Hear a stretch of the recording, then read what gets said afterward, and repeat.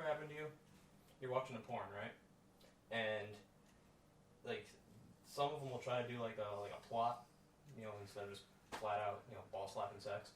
And are you saying you get lost in the plot and then want to know what actually happens? Yeah, but like it wasn't even like that. So the other day it wasn't even a plot. It was the father and his daughter at the kitchen table, and the mother was the one being scandalous, and there's a guy like crawling up behind her while she's doing dishes, Yeah. But I'm listening to the conversation between the daughter and the father, and she's like, "Daddy, help with my algebra homework," and she's like, "I don't know, I don't understand this. It's 2x plus 3y equals negative 22z," and he's like, "The fuck? Like how? There's 3 variables. How are you supposed to solve?" Well, so I'm thinking, man, I'm like, okay, so you would have to isolate x. So that means you would have to divide by 2, the entire equation by 2. So right, so it's 11z. X. Yeah, anyway, the entire thing kept playing, and I was just trying to figure it out in my head. Eventually, I got a pen and paper and figured it out. Right. But so what was the answer? I forget now, but it was x equals some combination of y and z. Well, yeah, I mean, but yeah, you ever had that happen? constantly. Math just takes me right out of sex. Uh-oh. I just heard that noise again. Not that noise. Yeah, that noise. Son of a bitch. Please let it be Shia LaBeouf. Please let it be Shia LaBeouf. Oh God, please let it be Shia LaBeouf. Shia LaBeouf, come on! Damn it! Oh, Michael Moore! Oh, no, that's Kevin Farley. No, I'm pretty sure it's Michael Moore. Remember Right, remember he's the whole let's just bring these 2 kids who got shot up to the headquarters of Walmart, and we want to return some merchandise. These bullets are lodged. I'm fucking fine with you, Michael Moore. I'm gonna lodge some bullets in your body. No, it's Kevin Farley, the guy who played the Michael Moore character in that movie. Oh, that wasn't really that funny. Oh. He's the less funny Farley. Gotcha. You fucking idiots. It's Guillermo del Toro. Really? Yes. Guillermo del Toro? Did I stutter? Are you sure it's not Michael Moore? Yup. Or Kevin Farley? Yup. Or Kevin Moore? You made that up. Did he Moore? Seriously? Guys, it's fucking del Toro. Alright. What's there to say about Del Toro? Del Toro's great. I mean, Hellboy 2, loved both of them. I mean, freaking Pacific Rim, huge robots battling kaiju in the ocean. Explosions. Torg would be proud. Torg would love that shit. I mean, prolific use of Ron Perlman. You get bonus points in my book for that. Mm-hmm. And he's one of the guys still pushing for, a good use of practical special effects in movie making. All the things that you can't forget Doug Jones, who's been in most of his films. The guy was started out as a mime, but you put all this makeup on him, and he's just this brilliant character actor, underneath the layers. Deer Boy. Deer Boy? Yeah, in Pan's Labyrinth. Yes, the Fawn. Yeah, Deer Boy. Yeah, we'll go with that. Mm-hmm. I mean, the sheer amount of quality films that this man has managed to produce throughout his career is puts him up there as one of my favorite directors. What about horror movies?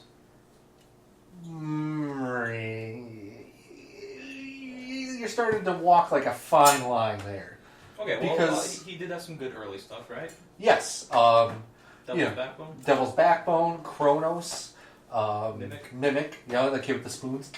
Mm-hmm. But that's pretty much it. For pure horror, yes. Yeah. And I mean, even then, some of those, you burn into sci-fi, you burn into thriller. Yeah. It's hard. The man is a powerful director, yes. Yeah. His early stuff would make him, yes, a horror director. But as he moves on... Does 3 horror... I mean, some were horror, but horror-ish movies really earn you the title Master?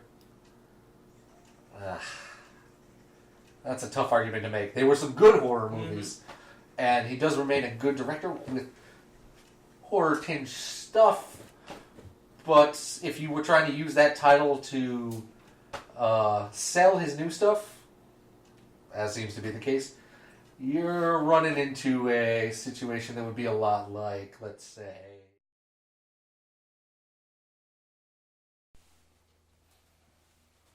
Hi. Welcome to Guillermo del Toro's world-famous chocolate cakes. Oh, thank you. Yeah, I hear your cakes are the best. None finer. Yeah, I need just a plain chocolate cake for my friend's birthday. Sure. Can I try that one right there? Yeah, that's a great choice. It's really popular, actually. I'll say, this doesn't look like chocolate. Looks can be deceiving. Okay. Just believe me, it's popular for a reason. It's good, right? Yeah, it's delicious. It's just... All right. It's pumpkin. It's not... There's no chocolate. It's pretty close to chocolate. Yeah, but, I mean, you have a chocolate one right there. Can I just get that one? All right, yeah, no, of course. Customer's always right. Here you go. That doesn't look like chocolate either. It's... Just take a bite. I think you'll be pleasantly surprised. Sometime today. I got other customers waiting. It's good, right? It's very good. It's the second most popular one. It's not chocolate either. It's really close, though. It's apple.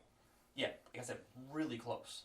Yeah, but, I mean, right there. That's the one I want. Was that not the best apple you've tasted, though?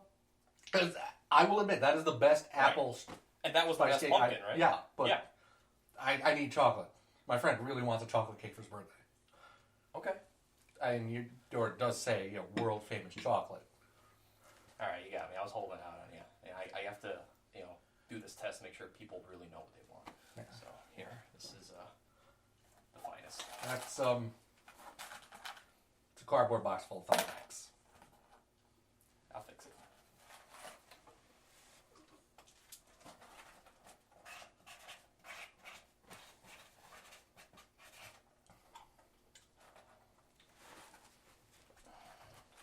There you go. That's the same box, and Yeah, but I changed it. Look. yeah, it says real chocolate. That doesn't make it chocolate.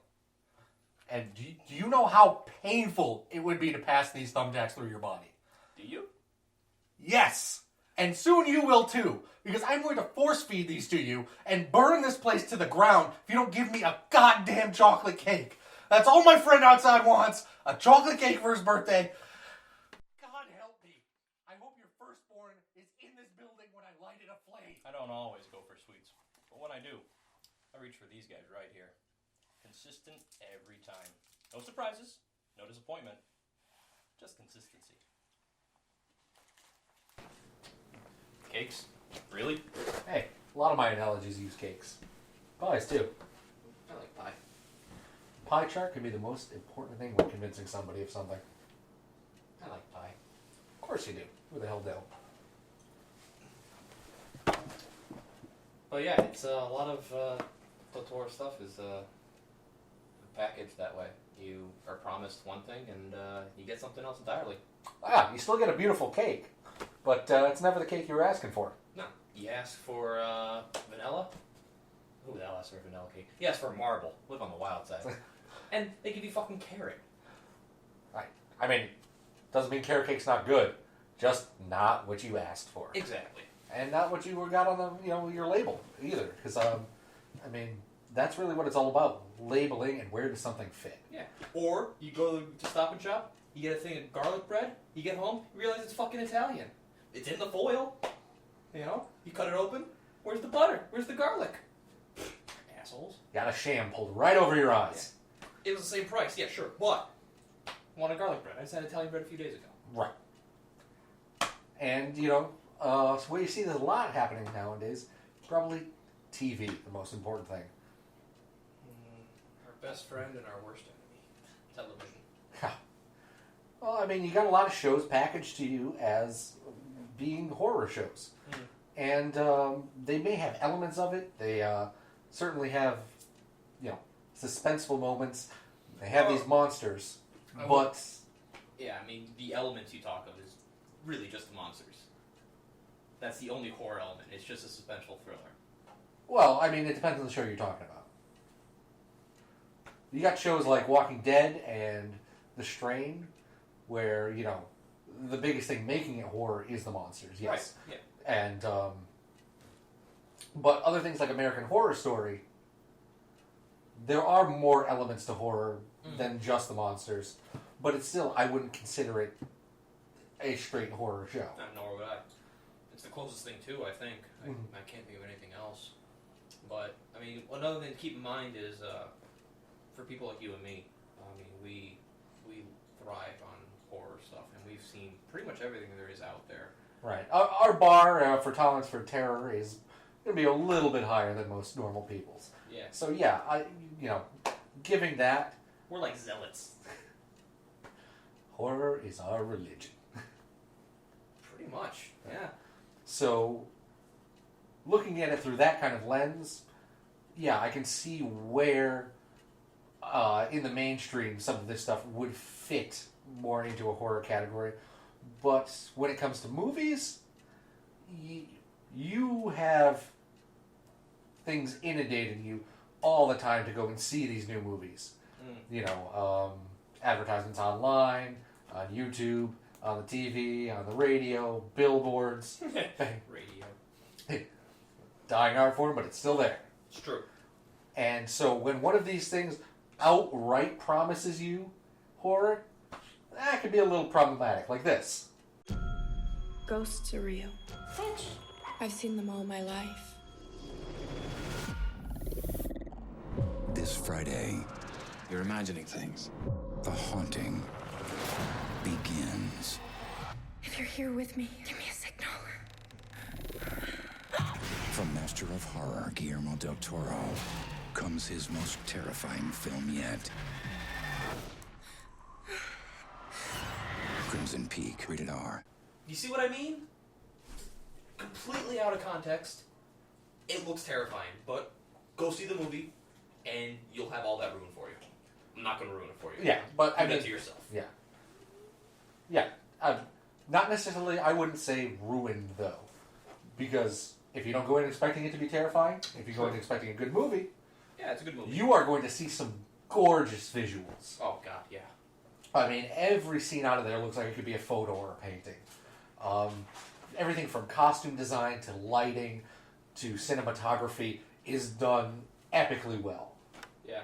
Like, you could take those images and put them on a 4K monitor, and the 4K monitor wouldn't even compare. Yeah. The mansion itself is in this beautiful state of decay. That's a good game. And, well, as I mentioned again, like, you know, the stark visuals of the snow and the red from the clay, you know, creating these vivid images. You know, the ghosts are all brilliantly done through, you know, CGI and motion capture. It's a beauty to behold. Yeah.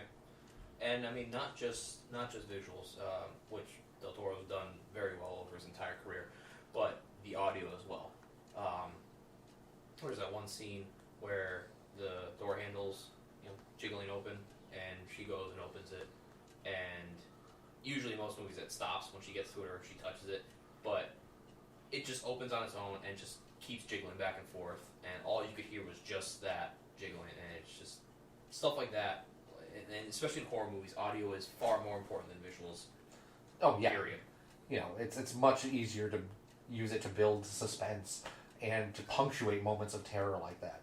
Like how unnerving it was when the handle kept jiggling even after the door was open was just, it kept that moment of creepy going just that few uncomfortable instants longer. That's what I would do if I was a ghost. Stuff like that. Yeah. Just little things that mess with people. You know? And overall, if you're not looking for a horror movie, you're just looking for a decent mystery with some suspense and some thrills, go see this movie. It's well worth your money. Yeah, basically what I've been telling people is if you go in expecting a horror movie, you're going to walk out of there disappointed. If you go in there expecting a dark fairy tale, you'll be pretty happy. Damn happy. Only couple things that were a little bit wrong with it. I think you know one of them. Oh, yeah. Okay. So, three things actually for me wrong with this movie. One, can't kill Bobby. Two, Jax isn't badass enough. And three, actually, you know what? Just two, because Loki played his character pretty well. He did.